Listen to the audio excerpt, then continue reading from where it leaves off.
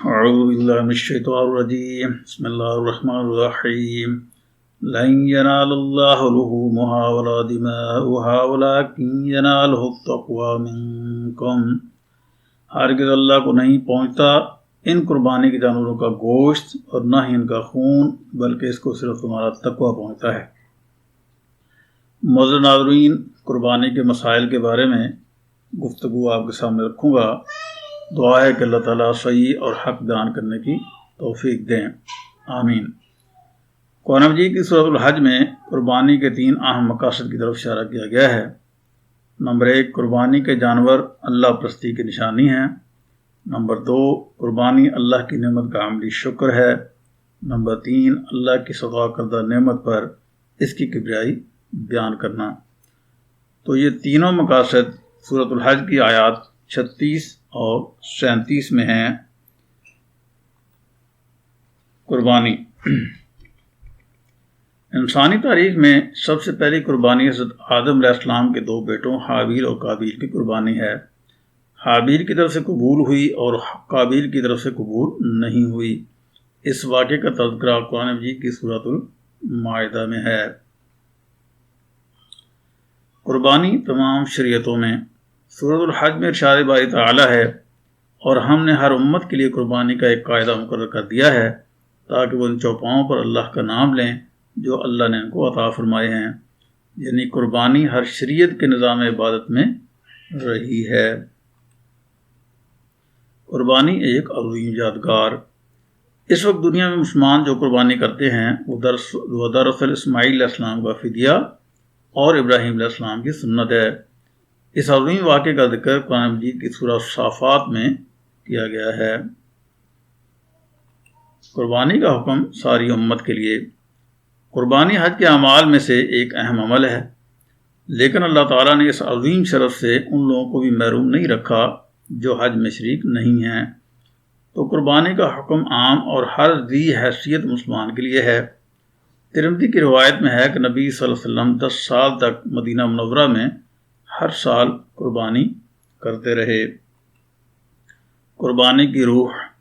اسلام سے پہلے لوگ قربانی کر کے اس کا گوشت بیت اللہ کے سامنے لا کر رکھتے اور اس کا خون بیت اللہ کی دیواروں پر لتھیڑتے تھے۔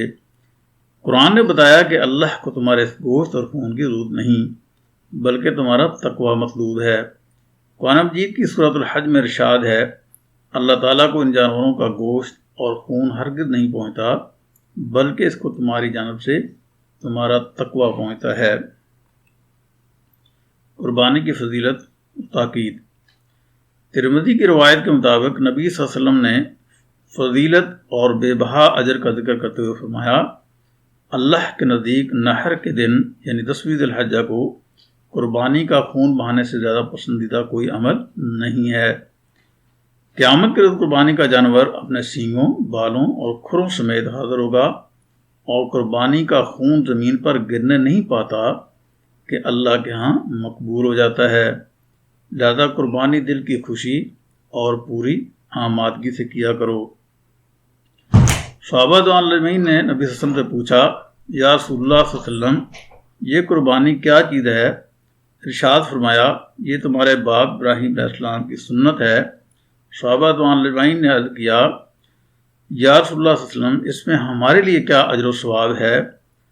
ارشاد فرمایا، ہر بال کے بدلے 1 نیکی ملے گی۔ صحابہ رضوان اللہ اجمعین نے عرض کیا، اور اون کے بدلے یا رسول اللہ صلی اللہ علیہ وسلم؟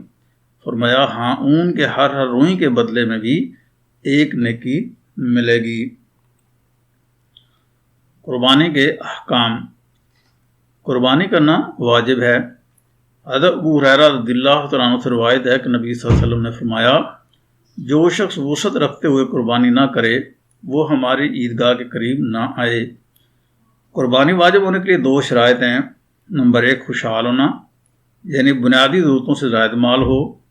نمبر 2، مقیم ہو، مسافر پر قربانی واجب نہیں ہے۔ قربانی صرف اپنی ہی جانب سے واجب ہے، بیوی اور اولاد کی طرف سے نہیں ہے۔ قربانی واجب نہیں تھی مگر کسی نے قربانی کے لیے سے جانور خرید لیا تو اب قربانی اس پر واجب ہو گئی ہے۔ قربانی واجب تھی مگر قربانی کے دنوں میں کسی وجہ سے کر نہیں سکا تو جانور ہے تو زندہ خیرات کر دے، وگرنہ اس کی قیمت خیرات کر دے۔ منت یا نذر کی قربانی واجب ہوتی ہے جبکہ کام ہو جائے، چاہے کوئی شخص خوشحال ہو یا نادار، اور اس قربانی کا سارا گوشت غریبوں اور حاجت مندوں میں تقسیم کر دیا جائے۔ قربانی کرنے والا خود بھی نہ کھائے اور نہ خوشحال لوگوں کو کھلائے۔ قربانی کا وقت، غیر حاجیوں کے لیے قربانی کا وقت نماز عید کے بعد ہے۔ قربانی کے آخری وقت کے بارے میں اختلاف ہے۔ امام ابو حنیفہ، امام احمد اور امام مالک رحمۃ اللہ علیہ کے نزدیک 3 دن 10، 11، 12 ذی الحجہ ہیں، جبکہ امام شافعی رحمۃ اللہ علیہ اور اہل حدیث علماء کے نزدیک 4 دن 10، 11، 12، 13 ذی الحجہ ہیں۔ قربانی کرنے والوں کے لیے مسنون عمل، قربانی کرنے والے کے لیے مسنون عمل یہ ہے کہ مسلم کی روایت کے مطابق حضرت ام سلمہ رضی اللہ تعالیٰ عنہ بیان کرتی ہیں کہ نبی صلی اللہ علیہ وسلم نے فرمایا، جس کو قربانی کرنا ہو وہ ذو الحجہ کا چاند دیکھنے کے بعد نہ اپنے بال بنوائے اور نہ ناخن کٹوائے یہاں تک کہ وہ قربانی کر لے۔ نسائی کے مطابق جو شخص قربانی کی وسعت نہ رکھتا ہو اس کے لیے بھی بہتر ہے کہ وہ قربانی کے دن اپنے بال بنوائے، ناخن کٹوائے، خط بنوائے اور زیر ناف بال صاف کرے۔ اللہ کے نزدیک اس کا یہی عمل قربانی کا قائم مقام بن جائے گا۔ قربانی کے جانور اور ان کی عمریں، قربانی کے جانور اونٹ، گائے، بھینس، دمبا اور بکرا ہیں۔ نر اور مادہ دونوں کی قربانی جائز ہے۔ رسول اللہ صلی اللہ علیہ وسلم کا ارشاد ہے، قربانی میں صرف مسنا قربان کرو، اور اگر یہ میسر نہ ہو تو بھیڑ کا جذع ذبح کرو۔ اونٹ کا مسنا جو 5 سال پورے کر کے 6 سال میں داخل ہو گیا ہو، گائے اور بھینس کا جو 2 سال پورے کر کے 3 سال میں داخل ہو گیا ہو، اور بکری کا جو 1 سال پورا کر کے 2 سال میں داخل ہو گیا ہو۔ جزا کے بارے میں علماء کے درمیان اختلاف ہے۔ بعض کی رائے یہ ہے کہ اس سے مراد 6 ماہ یا اس سے کچھ زیادہ عمر کا دمبا اور بھیڑ ہے، اور بعض کی تحقیق یہ ہے کہ 1 سال کا دمبا اور بھیڑ ہے۔ اختلاف کی وجہ سے احتیاط اس میں ہے کہ دمبا اور بھیڑ بھی 1 سال سے کم کا ذبح نہ کیا جائے۔ البتہ کسی کے پاس 6 ماہ ہی کا ہو اور وہ سال بھر کا خریدنے کی استطاعت نہ رکھتا ہو تو انشاءاللہ اس کی قربانی پر پورا اجر ملے گا۔ یہ گنجائش صرف دمبا اور بھیڑ میں ہے۔ اونٹ، گائے، بھینس اور بکری کی جو عمریں بیان ہوئی ہیں اگر ان سے کم عمر ہو تو قربانی جائز نہیں ہے۔ قربانی کے جانوروں کے اوصاف، قربانی کے جانور کو فربا و صحت مند، خوش منظر اور بے عیب ہونا چاہیے۔ ترمذی کی روایت کے مطابق رسول اللہ صلی اللہ علیہ وسلم سے دریافت کیا گیا کہ قربانی میں کیسے جانوروں سے پرہیز کیا جائے۔ آپ صلی اللہ علیہ وسلم نے ہاتھ سے اشارہ کرتے ہوئے فرمایا، 4 قسم کے جانوروں سے پرہیز کیا جائے۔ ایک ایسا لنگڑا جانور جس کا لنگڑا پن نمایاں ہو، دوسرا وہ جس کی آنکھ میں خرابی ہو اور خرابی بالکل ظاہر ہو، تیسرا وہ جو بہت بیمار ہو، اور چوتھا وہ جو اس قدر کمزور اور لاغر ہو کہ اس کی ہڈیوں میں گودا بھی نہ رہا ہو۔ جانور کو ذبح کرنے کا طریقہ، بخاری مسلم میں حضرت انس رضی اللہ تعالیٰ عنہ بیان کرتے ہیں کہ رسول اللہ صلی اللہ علیہ وسلم نے سیاہی اور سفیدی مائل رنگ کے سینگوں والے 2 مینڈوں کی قربانی کی۔ اپنے دستے مبارک سے ان کو ذبح کیا اور ذبح کرتے وقت بسم اللہ اللہ اکبر پڑھا۔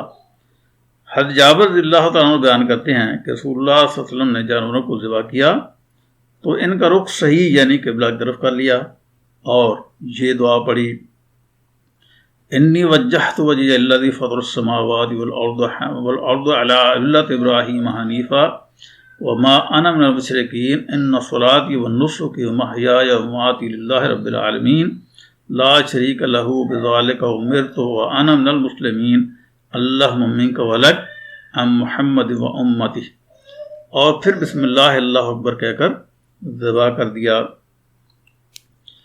احادیث کی روشنی میں ذبح کرنے کا شرعی طریقہ یوں ہے کہ جانور کو قبلہ رو لٹا کر ذبح کیا جائے۔ بہتر یہ ہے کہ بائیں پہلو پر لٹایا جائے۔ جانور کے پہلو پر پاؤں رکھا جائے تاکہ وہ قابو میں رہے اور آسانی سے ذبح ہو سکے۔ چھری تیز کر لی جائے اور تیز تیز چلائی جائے تاکہ جانور کو زیادہ تکلیف نہ ہو۔ دوسرے جانوروں کے سامنے ذبح نہ کیا جائے تاکہ یہ منظر ان کے لیے باعث اذیت نہ بنے۔ ذبح کرنے سے پہلے پانی پلایا جائے۔ اس کا حکم کسی حدیث میں نہیں ہے، اچھے طریقے سے ذبح کرنے کے عمومی حکم کا تقاضا ہے۔ مرد کی طرح عورت بھی جانور ذبح کر سکتی ہے اور اس کا ذبح کیا ہوا جانور حلال ہے۔ کعب رضی اللہ تعالیٰ عنہ بن مالک کی ایک کنیز صلہ پہاڑ پر بکریاں چراتی تھی۔ ایک بکری زخمی ہو گئی۔ اس کنیز نے مرنے سے پہلے اس بکری کو ایک پتھر سے ذبح کر دیا۔ نبی صلی اللہ علیہ وسلم سے اس کے متعلق پوچھا گیا تو فرمایا اس بکری کا گوشت کھا سکتے ہو۔ بسم اللہ اللہ اکبر پڑھ کر جانور کو ذبح کیا جائے۔ اللہ کے سوا کسی اور کا نام لیا گیا تو یہ شرک ہے۔ ایسا جانور مردار ہے اور اس کا گوشت کھانا حرام ہے۔ جانور کے حلال ہونے کے لیے ضروری ہے کہ اس کے جسم سے خون اچھی طرح بہہ جائے۔ اس کا طریقہ یہ ہے کہ خون کی دونوں رگیں کاٹ دی جائیں۔ اگر اس کے ساتھ سانس اور غذا کی دونوں نالیاں کاٹ دی جائیں تو بہتر ہے۔ تمام علماء کے نزدیک ذبح کا یہ طریقہ افضل ہے۔ اس سے جانور کی جان بھی بآسانی نکل جاتی ہے اور خون بھی اچھی طرح بہہ جاتا ہے۔ بخاری کی روایت میں حضرت نافع رضی اللہ تعالیٰ عنہ کا بیان ہے کہ حضرت ابن عمر رضی اللہ تعالیٰ عنہ نے حرام مگ کاٹنے سے منع کیا ہے۔ وہ فرماتے تھے کہ صرف گردن کی ہڈی تک یعنی رگوں کو کاٹا جائے، پھر جانور کو چھوڑ دیا جائے یہاں تک کہ مر جائے۔ ابن عمر، ابن عباس اور انس رضی اللہ تعالیٰ عنہ فرماتے ہیں کہ اگر جانور کا سر کٹ کر الگ ہو جائے تو کوئی حرج نہیں ہے۔ ذبح کرنے کے بعد یہ دعا کی جائے: اللہم تقبل منی کما تقبلت عن حبیبک محمد و خلیلک ابراہیم علیہ الصلوۃ والسلام۔ اے اللہ تو اس قربانی کو میری جانب سے قبول فرما جس طرح تو نے محمد صلی اللہ علیہ وسلم اور اپنے خلیل ابراہیم علیہ السلام کی قربانی کو قبول فرمایا، دونوں پر درود و سلام ہو۔ اگر قربانی کسی اور کی طرف سے ذبح کر رہا ہو تو پھر دعا میں منی کی جگہ من فلاں کہے، یعنی فلاں کی جگہ اس شخص کا نام لے۔ جنین، جو بچہ ماں کے پیٹ میں ہو اسے جنین کہتے ہیں۔ جانور کو ذبح کرنے کے بعد اس کے پیٹ میں زندہ پایا جائے تو اس کو ذبح کرنا ضروری ہے۔ اگر ذبح کرنے سے پہلے مر گیا تو مردار ہے اور اس کا کھانا حرام ہے۔ اگر جانور کو ذبح کرنے کے بعد اس کے پیٹ میں مردہ بچہ پایا جائے اور اس کی تخلیق مکمل ہو گئی ہو تو وہ حلال ہے۔ ماں کو ذبح کرنے سے بچہ بھی ذبح ہو جاتا ہے۔ یہ رائے جمہور علماء کی ہے۔ حنفیہ میں سے امام ابو یوسف رحمۃ اللہ علیہ اور امام محمد رحمۃ اللہ علیہ بھی اسی کے قائل ہیں۔ نہر، سنت یہ ہے کہ گائے، بھینس، بھیڑ اور بکری کو ذبح کیا جائے اور اونٹ کو نہر کیا جائے، یعنی اونٹ کا بایاں پاؤں باندھ کر کھڑا کر دیا جائے اور اس کے حلقوم میں چھری یا نیزہ زور سے مارا جائے۔ یہ عمل اس وقت تک جاری رکھا جائے جب تک خوب خون بہہ کر اونٹ زمین پر نہ گر جائے۔ قربانی میں نیابت، قربانی خود اپنے ہاتھ سے کرنا افضل ہے، لیکن کسی ضرورت اور مصلحت یا عذر کی وجہ سے کسی اور سے بھی جانور ذبح کرانے میں کوئی حرج نہیں۔ مسلم میں جابر رضی اللہ تعالیٰ عنہ بیان کرتے ہیں رسول اللہ صلی اللہ علیہ وسلم نے 63 اونٹوں کی قربانی اپنے ہاتھ سے کی، پھر جو باقی رہے وہ حضرت علی رضی اللہ تعالیٰ عنہ کے حوالے فرما دیے، ان سب کی قربانی انہوں نے کی۔ مسلم میں جابر رضی اللہ تعالیٰ عنہ ہی سے روایت ہے کہ آپ صلی اللہ علیہ وسلم نے اپنی ازواج مطہرات کی طرف سے گائے کی قربانی فرمائی۔ قربانی کے متفرق مسائل۔ قربانی کے لیے دل میں نیت و ارادہ کیا جائے، زبان سے کوئی الفاظ ادا کرنا ضروری نہیں ہے، البتہ زبان سے دعا انی وجہت وجہی الذی فطر السماوات والارض پڑھنا بہتر ہے۔ اپنی قربانی کا جانور اپنے ہاتھ سے کرنا بہتر ہے۔ اگر خود ذبح نہ کر سکے تو کم از کم وہاں موجود رہے۔ خواتین بھی اپنی قربانی کا جانور ذبح ہوتے ہوئے وقت موجود رہیں تو بہتر ہے۔ گائے، بھینس، اونٹ کی قربانی میں کئی افراد شریک ہوتے ہیں تو گوشت کی تقسیم اندازے سے نہ کریں۔ بلکہ سری، پایا، گردہ، کلیجی وغیرہ سب شامل کر کے 7 حصے بنائیں اور پھر جس کے جتنے حصے ہوں اس کو حساب سے دے دیں۔ قربانی کا گوشت خود بھی کھا سکتے ہیں اور رشتہ داروں اور دوست احباب میں تقسیم کر سکتے ہیں۔ کم از کم 1/3 غرباء اور مساکین میں تقسیم کریں۔